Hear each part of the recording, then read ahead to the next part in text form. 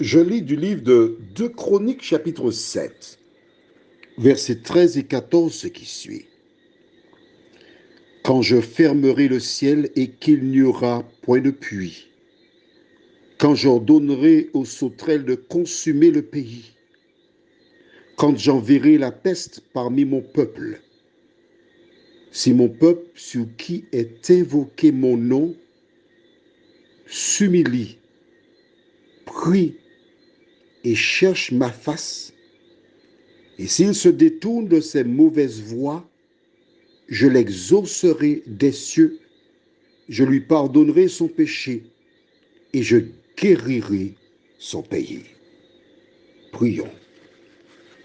Seigneur, depuis quelques jours, nous étudions, nous approfondissons cette déclaration. Nous sommes obligés de le faire afin que tes enfants voient que ce que tu as dit dans ces 2 versets, c'est déjà réalisé. Merci de nous aider à partir de ce que nous voyons à suivre le théorème, afin que nous connaissions aussi le même résultat. Cette grâce, nous te demandons au nom de ton Fils, Jésus, pour ta gloire éternelle. Amen. Aujourd'hui, ce soir, nous voyons le volet « Si mon peuple s'humilie ». Je t'invite maintenant à prendre la Bible dans le livre de 2 Rois, chapitre 20. 2 Rois, chapitre 20. Et nous verrons un exemple de ce que cela veut dire, s'humilier. Je lis 2 Rois 20 à partir du verset 1er. Tu as trouvé? Parce qu'il faut que tu trouves. Bon, tu veux faire après? Bon, d'accord, ok. Je t'attendais pour qu'on puisse marcher de même pas. Mais on y va. 2 Rois à partir du verset 1er, 2 Rois 20. En ce temps-là, Ézéchias fut malade à la mort. Le prophète Ésaïe, fils d'Amoz, vint auprès de lui et lui dit, « Ainsi parle l'Éternel. Donne tes ordres à ta maison, car tu vas mourir et tu ne vivras plus. »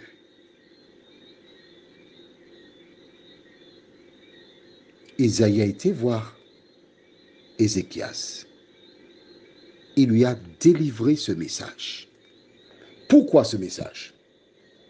Est-il important de mettre de l'ordre dans nos affaires? Oui. L'ennemi nous fait penser que nous sommes immortels. Donc nous vivons comme si nous sommes là, nous serons là demain, après-demain et les jours après. Non, nous ne sommes pas immortels.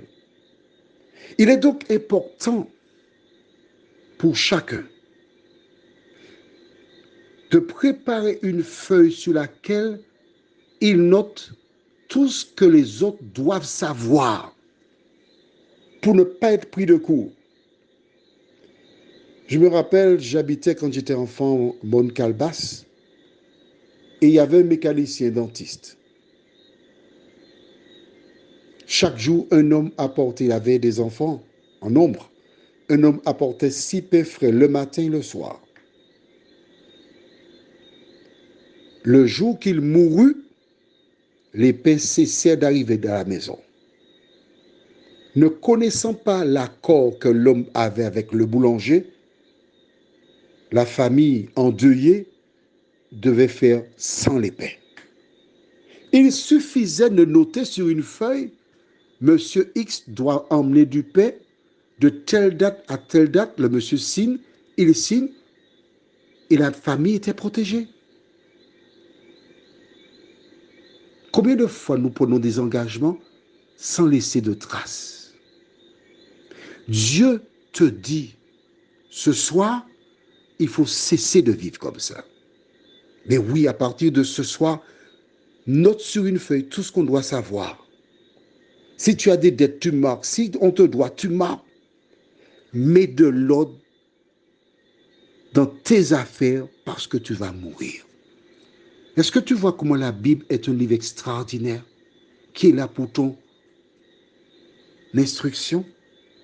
Quand Ézéchias reçoit le message, que se passe-t-il? Nous continuons donc. Verset 2.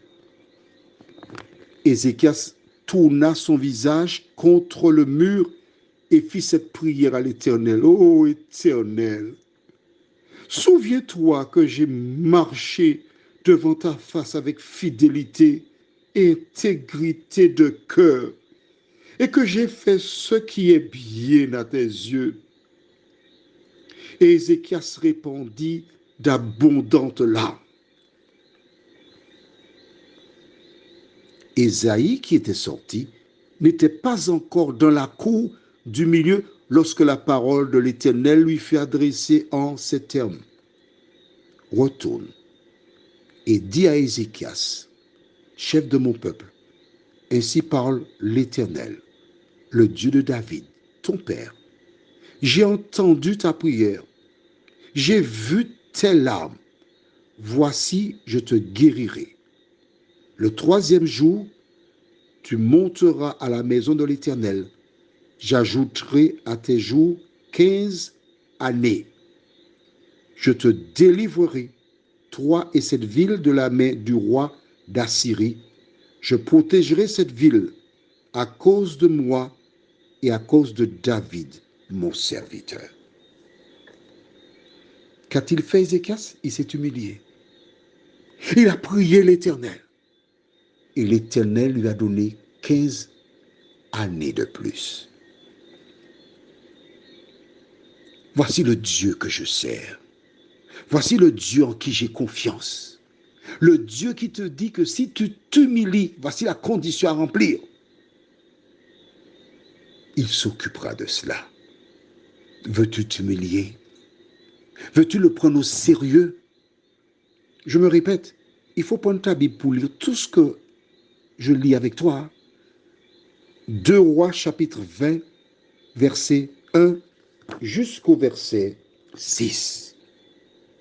Ce qui est dit dans 2 Chroniques, c'est quelque chose qui s'est déroulé. Et les enfants d'Israël qui savent cela ne peuvent que continuer d'espérer en l'Éternel. Prions. Seigneur, tu as expliqué, tu as dit, si on remplit les conditions, tu exauces. Merci pour ta parole, ô Dieu. Aide-nous chaque jour à nous appuyer sur elle. Aide-nous chaque jour à compter sur toi, nous t'en prions. Au nom de Jésus et pour ta gloire éternelle. Amen. Je te souhaite une bonne nuit et que l'Éternel continue de veiller sur toi.